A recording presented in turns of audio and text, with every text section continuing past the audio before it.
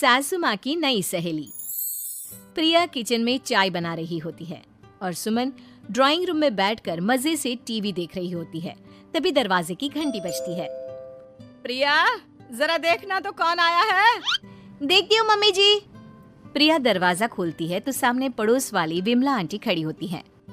नमस्ते आंटी जी, कैसी हैं आप? मैं तो बिल्कुल ठीक हूँ बेटा, पर तेरी सास को क्या हुआ है? आजकल कहीं दिखती ही नहीं है। जब देखो तब टीवी के आगे जमी रहती है। अंदर तो आइए आंटी। अरे ओ दीपक की अम्मा, कहाँ हो? अरे विमला, आओ आओ, क्या बात है, बड़े दिन बाद याद आई तुम्हें मेरी। मैं तो हमेशा ही तुम्हें याद करती हूँ, पर तुम ही गायब रहती हो और आजकल तो बाहर भी नहीं आती जाती। तबीयत तो ठीक है ना तुम्हारी? अरे तबीयत को क्या होना है, इस उम्र में तो कुछ ना कुछ लगा ही रहता है। मेरी छोड़ो, तुम ये बताओ कि क्या चल रहा है गली मोहल्ले में। तुम गली मोहल्ले की छोड़ो, चल तो तुम्हारे पड़ोस में रहा है। तुम्हारी नई सहेली आई है। मेरी कौन सी नई सहेली? मैं तो यहाँ बस तुमसे बातचीत कर लेती हूँ या फिर बाजू वाली शर्मा की बहू से 2-4 बातें कर लेती हूँ। इसीलिए तो कहा कि तेरी नई सहेली आई है। अब कोई पड़ोस में आया है तो बात तो होनी ही है। कम से कम इसी बहाने हमारा भी एक ग्रुप बन जाएगा। फिर सब मिलकर अपनी बहुओं की शिकायतें किया करेंगे। दोनों हंसने लगते हैं। तभी प्रिया चाय लेकर आती है और सामने टेबल पर रख देती है। दोनों चाय पीती हैं और बातें करते हैं। चलो मैं चलती हूँ, अब कल मिलते हैं। राम राम। अगले दिन प्रिया किचन में कुछ काम कर रही होती है और सुमन आराम से सोफे पर बैठकर मटर छिल रही होती है। तभी डोरबेल बजती है। प्रिया दरवाजा खोलती है तो सामने उनकी नई पड़ोसन खड़ी होती है। जी, आप कौन? मैंने पहचाना नहीं। नमस्ते बेटा, मैं शारदा, आपके बगल वाले घर में अभी 2-4 दिन पहले ही शिफ्ट हुए हैं। ओह अच्छा अच्छा अच्छा, नमस्ते आंटी, अंदर आइए ना आप। देखिए तो मम्मी जी, आज कौन आया है। इतना कहकर प्रिया किचन में चाय बनाने चली जाती है। नई पड़ोसन को घर पे देखकर सुमन थोड़ा हैरान हो जाती है। नमस्ते बहन जी, मैं शारदा, आपकी नई पड़ोसन। अच्छा अच्छा, आप हैं हमारी नई पड़ोसन। आइए आइए, और बताइए कैसी हैं आप? जी बिल्कुल ठीक हूँ। वो दरअसल घर पर छोटी सी पूजा रखवाई थी, बस उसी का प्रसाद देने चली आई। सोचा इसी बहाने नए पड़ोसियों से भी मुलाकात हो जाएगी। ये तो बहुत अच्छा सोचा आपने। सुमन प्रिया को आवाज लगाती है। अरे ओ बहू, जरा चाय पानी का तो आके पूछ लो। ये आजकल की बहुएं भी ना, जब तक बोलो नहीं तब तक कुछ नहीं करेंगी। आई मम्मी जी। प्रिया चाय लेकर आती है। दोनों बैठकर चाय पीती हैं और खूब सारी बातें करती हैं। अच्छा बहन जी, अब मैं चलती हूँ, फिर मिलते हैं। अब तो आना जाना लगा ही रहेगा।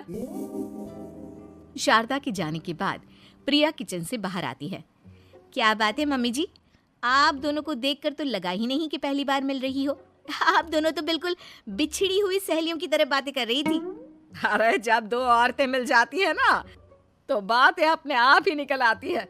अब तू अपने काम पर ध्यान दे, बातों पे नहीं। ऐसे ही कुछ दिन बीत जाते हैं। अब सुमन और शारदा अच्छी सहेलियां बन गई होती हैं। दोनों एक साथ मंदिर जाती, मार्केट जाती और कभी कभी तो विमला भी इनके साथ मिलकर खूब हंसी ठिठोली करती। एक शाम तीनों बैठकर सुमन के घर पर चाय पी रही होती हैं कि तभी बहुत तेज बारिश शुरू हो जाती है। सुमन जोर से प्रिया को आवाज लगाती है। प्रिया, ओ प्रिया, देख कितनी तेज बारिश हो रही है। जाके छत से सारे कपड़े ले आ, नहीं तो सब भीग जाएंगे। सुमन 2 बार आवाज लगाती है लेकिन प्रिया का कोई जवाब नहीं आता। शायद प्रिया कुछ काम कर रही है, इसीलिए कुछ जवाब नहीं दे रही। अरे काहे का काम, आराम फरमा रही होगी महारानी। तभी प्रिया बीमार हालत में अपने कमरे से बाहर निकलती है। हाँ मम्मी जी, क्या हुआ? मेरी तबीयत थोड़ी ठीक नहीं है ना, इसलिए आग लग गई। अरे सारे कपड़े भीग गए और तुझे सोने से फुर्सत नहीं है। सबके सामने सुमन के मुंह से ऐसी बातें सुनकर प्रिया उदास हो जाती है और छत से कपड़े उतारने चली जाती है।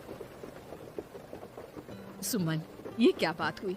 प्रिया ने बताया ना कि उसकी तबीयत ठीक नहीं, इसलिए उसकी आंख लग गई। तुम भी ना खामखा उसे सबके सामने सुना दिया।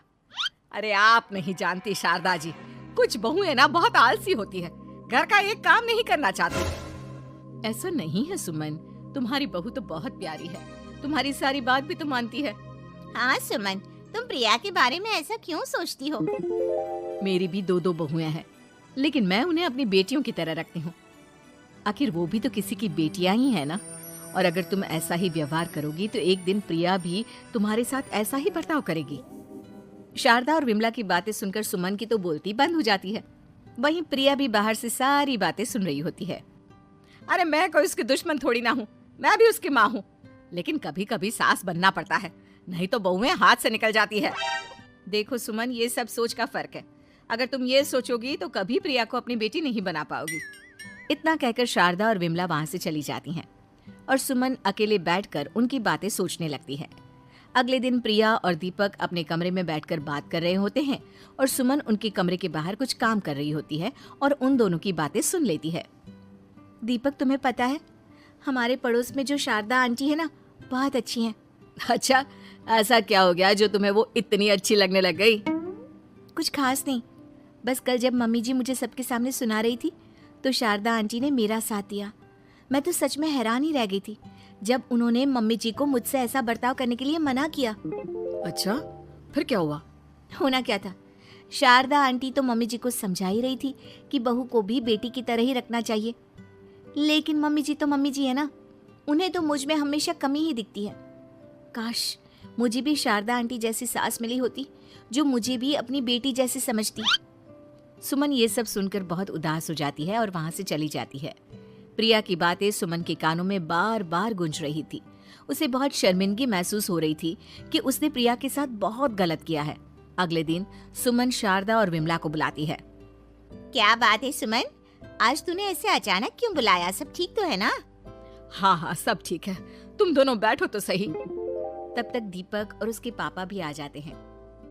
प्रिया, तुम भी आ जाओ। क्या हुआ मम्मी जी, आपने बुलाया? हाँ प्रिया बेटा, मैं आज सबके सामने तुमसे माफी मांगना चाहती हूँ।